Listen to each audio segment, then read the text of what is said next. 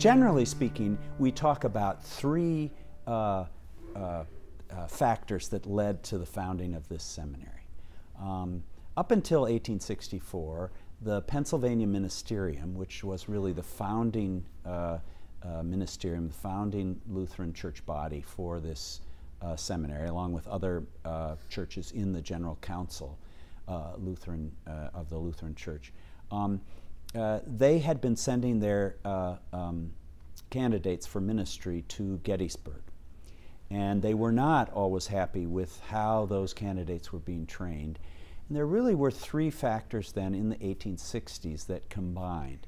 The one was simply the political factor, and that is that Gettysburg, of course, was the site of the Civil War in 1863 and led to a disruption of the seminary itself, because Seminary Ridge, it's the Lutheran Seminary Ridge there.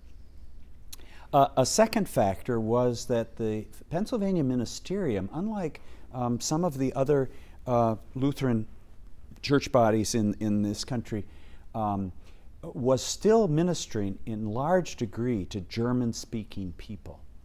Not only folks who, through the Revolutionary War and beyond, continued to speak German, the people that we usually call the Pennsylvania Dutch, but also you begin to have new immigrants coming to the America's shores in New York and in Philadelphia particularly, who spoke German.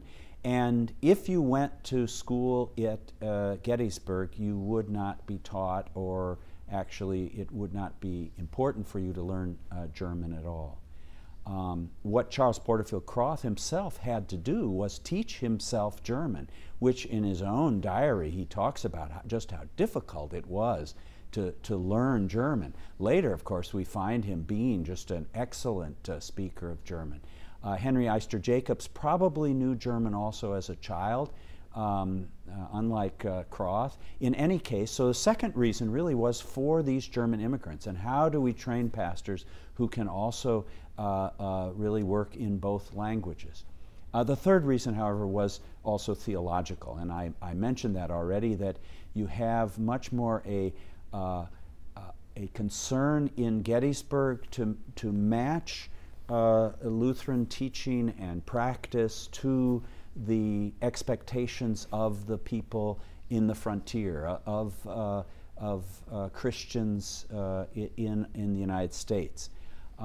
That concern for enculturation, which is a good concern, unfortunately in the eyes of many in the Pennsylvania Ministerium, including the founders of the seminary, led to a watering down of the Lutheran confession of faith. And that's why there was this interest then in the Lutheran confessions, in reviving interest in the small catechism particularly, and also the Augsburg Confession, but actually all of the documents. That interest, of course, matched a historical revolution going on in Germany called Romanticism, where you have really a discovery of how to write history, how to go back to the original documents and interpret them first in their own context, but then for the 19th century context.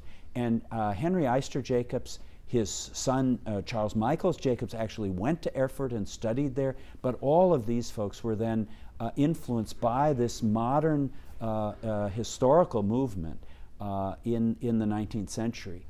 I'm going to say this, you probably want to cut this out, but actually in terms of theology, Philadelphia was, in the 19th century, by returning to the Lutheran confessions, cutting edge theology. This was a new way to do theology that hadn't been done before. It was critical of certain moves that were made in pietism in the Enlightenment.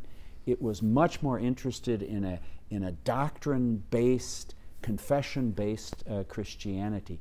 But this was all kind of the newest thing in the 19th century. We tend to forget that, and we kind of look at it as kind of old-fashioned now.